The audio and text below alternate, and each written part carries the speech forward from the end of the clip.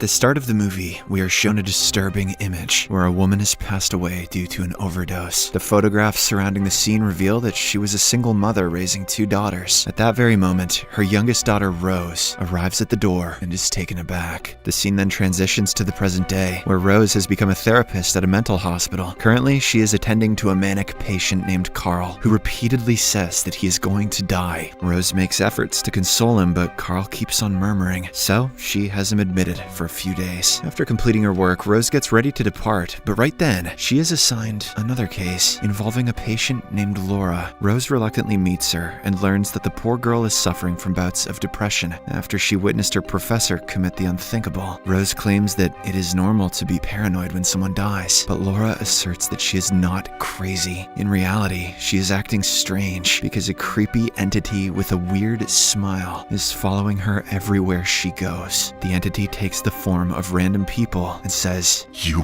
are going to die." Soon after, Laura suddenly collapses to the floor and begins to scream as if she has seen something. Sensing the degrading situation, Rose swiftly calls for assistance. As she makes the call and turns back around, she is shocked to see Laura standing upright, appearing calm, and wearing a haunting smile. Unfortunately, before help arrives, Laura takes a shard of broken pottery and commits the unthinkable, leaving Rose horrified. I really recommend watching that scene. It's unbelievably well edited. Following this tragic incident, 2 detectives arrive at the hospital, one of whom happens to be Joel, Rose's former boyfriend. They ask her several questions, but she is too terrified to speak. Rose only reveals that Laura had a creepy smile on her face when she committed the unthinkable. After the formalities are over, Rose finally returns home. In order to relax, she takes a shower and is about to pour herself a drink when she notices a scary sight of Laura standing in the corner. At the same time, her fiancé Trevor enters the room, startling her momentarily. He notices her all worried and inquires if everything is all right. Trevor will be our token jackass who never believes the protagonist. In response, Rose nods her head and changes the topic swiftly. Later that night, the couple joins Rose's sister Holly and her husband for a dinner outing. All of them talk about their respective work lives, but Rose appears to be distracted. She keeps remembering the harrowing scene of Laura's demise. The next day, Rose decides to return to work, but she struggles to move on from the previous incidents. Intrigued, she approaches the receptionist and requests to see the report on Gabriel, the professor who committed the unthinkable in front of Laura. While reviewing the report, Rose receives a call from Holly, who extends an invitation to her son's birthday celebration. As they talk on the phone, Rose glances out the window and notices a figure in the distance that resembles Laura. However, she dismisses it as her imagination and proceeds to check on her patients. When she passes by Carl's room, she shockingly notices him with the same disturbing smile as Laura had. All of a sudden, he begins shouting at her, declaring that She is going to die. this terrifies Rose, so she urgently calls for nurses to restrain him. However, in a dramatic turn of events, it is revealed that Carl has been asleep the whole time. Everything that happened earlier was only her imagination. When the supervisor of the hospital, Mr. Desai, learns of this, he becomes concerned for Rose's mental state and advises her to take a week off. Later that night, Rose is alone at home when the house alarm suddenly starts beeping, causing her to panic. She cautiously heads towards the front door with a pair of scissors in hand, but realizes that it's locked. Upon returning to the living room, she discovers that the back door is open. In that unsettling moment, Rose receives a call from a security operator who weirdly tells her to look behind her. But to make things more confusing, the phone rings again, revealing that the previous call was merely a hallucination. Rose quickly answers it, and to her relief, it is a genuine security operator on the other end. In no time, several police officers arrive at her house to investigate, but they find no signs of intrusion. Trevor also reaches the scene and worriedly asks Rose if she's fine. With a confused face, she says yes, but there's still one problem. She can't seem to find her pet cat Mustache anywhere. Over the course of the next few days, Rose continues to experience hallucinations, leading people to view her as mentally unstable. Concerned about her own well-being, she seeks help from her former therapist, Dr. Madeline Northcott. Rose tells her everything, including Laura, the creepy smiles, and even her missing pet cat. She frantically says that she is becoming paranoid more and more every day. Hearing all of this, Dr. Madeline theorizes that she's still suffering from the traumatic death of her abusive and mentally ill mother. On the weekend, Rose attends her nephew's birthday party, even though she hasn't been feeling well at all. Things go well for the first few minutes, and Rose assumes that she's got rid of her hallucinations. But then,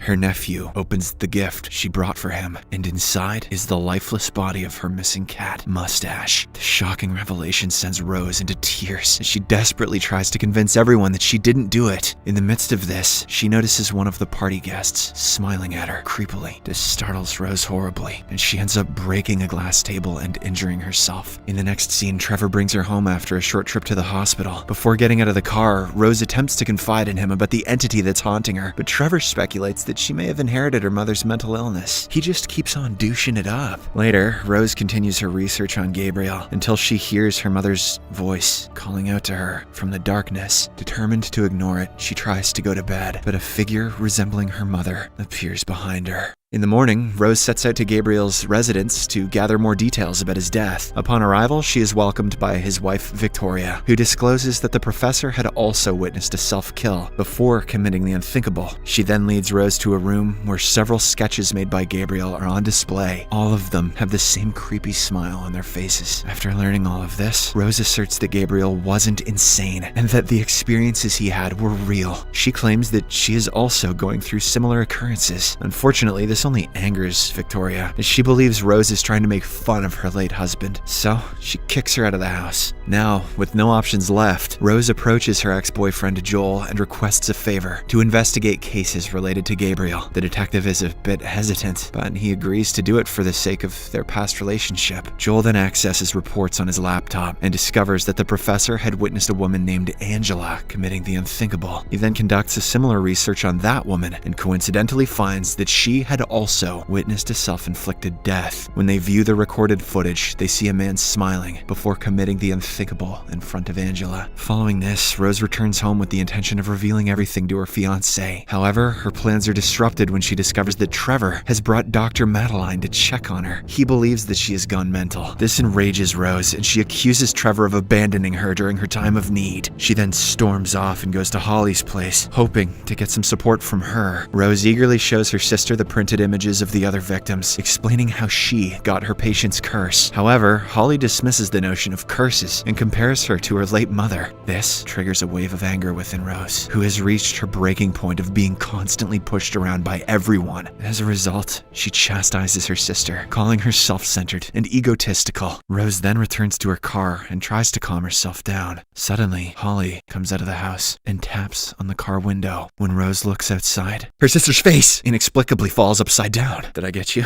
Narration jump scare. But in reality, she is once again hallucinating. Later that evening, Rose is at a restaurant trying to keep herself busy when she receives a sudden call from Joel. He says that he researched the creepy smiles all night and learned something shocking. Altogether, there are 20 cases, and out of them, 19 are self-kills with similar patterns. However, in the 20th case, a man named Robert disrupted the pattern by committing murder. When a random guy witnessed the incident, he committed the unthinkable, thereby continuing the pattern. Intrigued by this survivor, Rose decides to meet him face to face. Shortly after, she arrives at the prison where Robert is held. Rose approaches him and pretends to have a patient experiencing a similar ordeal. In response, Robert explains that the entity feeds on trauma, and the only means of escape is to commit a brutal act of murder in front of a witness, thereby traumatizing them. Hearing this, Rose becomes angry and vehemently shouts, "I cannot kill anyone." She inadvertently reveals here that she has been cursed by the entity. As a result, Robert starts panicking, so the guards quickly arrive and take him away. Later, when Rose reaches home, Dr. Madeline unexpectedly pays her a visit. The two engage in a conversation, which is soon interrupted by a phone call. Rose reluctantly answers, only to discover that the caller is none other than Dr. Madeline herself. This means that the person next to her is the entity. Just then, the entity starts to smile and utters the words, Time is running out. In the next scene, we see Rose driving to the hospital armed with a knife. She goes straight to the patient Carl's room and confronts him. Just then, Mr. Desai walks in, cautioning Rose that she shouldn't be around the patients. He also tries to inquire if she's doing well these days. But ignoring all of this, Rose suddenly brings out her knife and repeatedly stabs Carl. It appears as if she wants to pass on the curse by murdering the poor man. However, despite several stabs to the abdomen, Carl continues to smile at her. He feels feels no pain at all. The next second, Rose awakens in her car, realizing that the entire sequence was another hallucination. Shortly after, Morgan approaches her vehicle and inquires why she's there, but she hastily speeds away without providing an explanation. Noticing the presence of a knife in Rose's car, Morgan promptly contacts Joel, alerting him to the situation. Afterwards, Rose drives to her abandoned childhood home, as it is the only place that she can be away from people. Rose fears that she will end up hurting someone, so she wants to isolate herself from the rest of the world. Upon arrival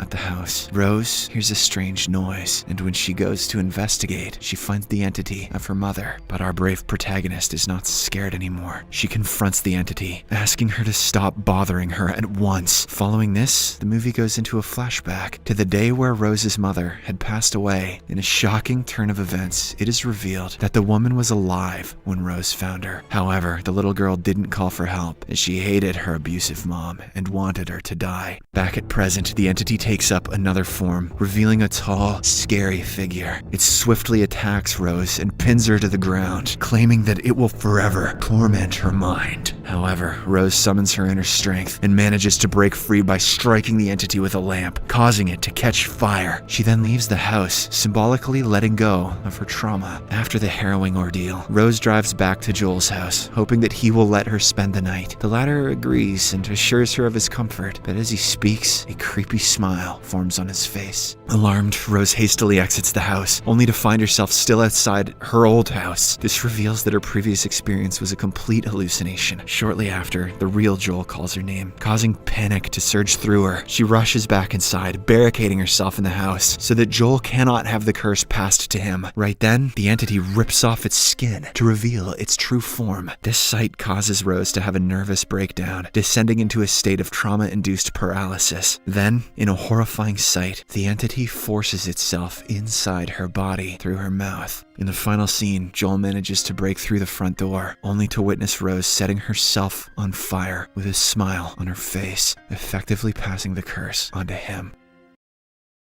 I